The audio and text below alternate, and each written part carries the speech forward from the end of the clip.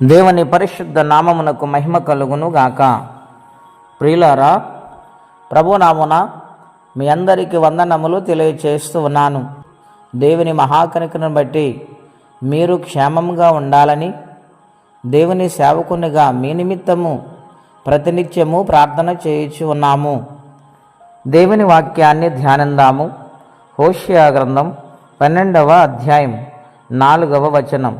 అతడు దూతతో పోరాడి జయమొందెను. అతడు కన్నీరు విడిచి అతని బతిమాలెను. బేతేలులో ఆయన అతనికి ప్రత్యక్షమాయెను. హల్లెలూయా.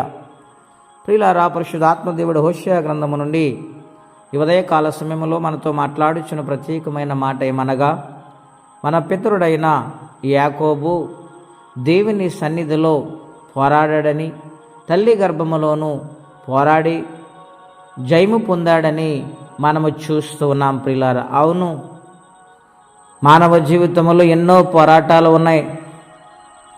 ఎన్నెన్నోసార్లు ఈ పోరాటాలలో ఓడిపోతూ ఉంటాము, కృషించిపోతూ ఉంటాము. ఏమండి, కొన్ని పరిస్థితులను బట్టి ఆగిపోతూ ఉంటాము.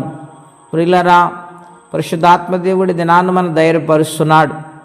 ఈ లోకములో, మన జీవితంలో, మన కుటుంబాలలో, మన కలిగిన సమస్తములో గొప్ప కార్యములు మనం చూడాలంటే, ఆత్మీయమైన మేలులు మనం పొందుకోవాలంటే దేవునితో పోరాటం నేర్చుకోవాలి. యాకోబు లోకములో పోరాడి అలసిపోయాడు. కన్నులకు నిద్రలేదు. ఎంతో ప్రయాసము, పగలనక రేయలక కష్టపడుతూ ఉన్నాడు. అటువంటి పోరాటములో తిరిగి పద్దనరామ నుండి బెయేర్షెబాకు వస్తున్న మార్గ మధ్యములో ఆయనకు శోధన వచ్చింది.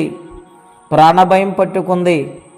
తన అన్న 400 మందితో తిరిగి వస్తూ ఉన్నాడు. తన కలుస్తున్న అన్నప్పుడు ఇప్పుడు చేసిన తన యొక్క మోసపు పరిస్థితి జ్ఞాపకము చేసుకొని, ఒకవేళ నా అన్న నన్ను చంపేస్తాడేమని ఈ బోకురేవు దగ్గర అందరినీ పంపించేసి ఆయన ఒక్కడే ప్రార్థన చేయటం మొదలుపెట్టాడు.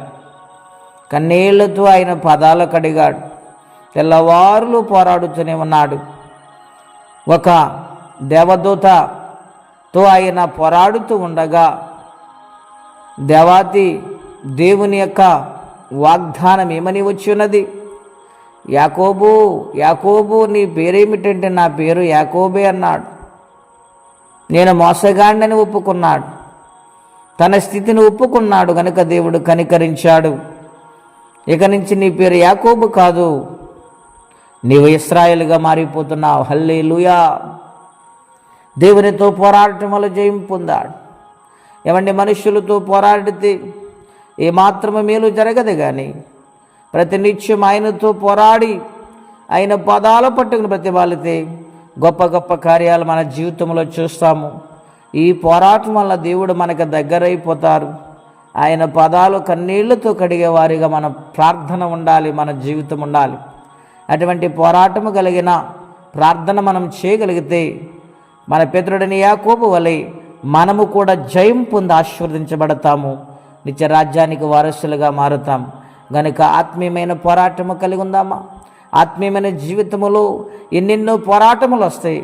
వాటన్నిటిని అధిగమించి ప్రభు సన్నిధిలో లోబడేవారిగా జీవించాలని ప్రభు పేట మనవి చేస్తూ ఈ మాటలు నేను ముగిస్తూ ఉన్నాను.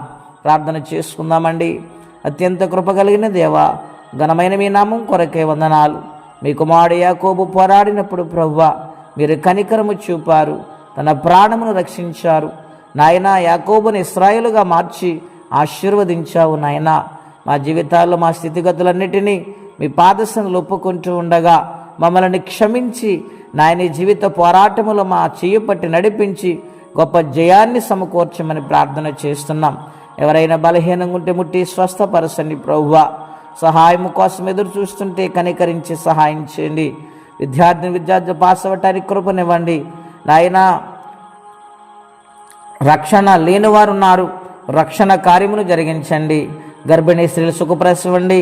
నాయనా తండ్రి, తల్లి బిడ్డలకు క్షేమము దయచేయండి. అందరిని ఆశీర్వదించమని ఈ దినము దీవెనకరంగా మార్చమని యేసుక్రీస్తు వారి పుణ్యనామమున ప్రార్థించి వేడుచున్నాము తండ్రి. ఆమెన్. దేవుడు తన కృప చేత మనలను దీవించునుగాక. ఆమెన్.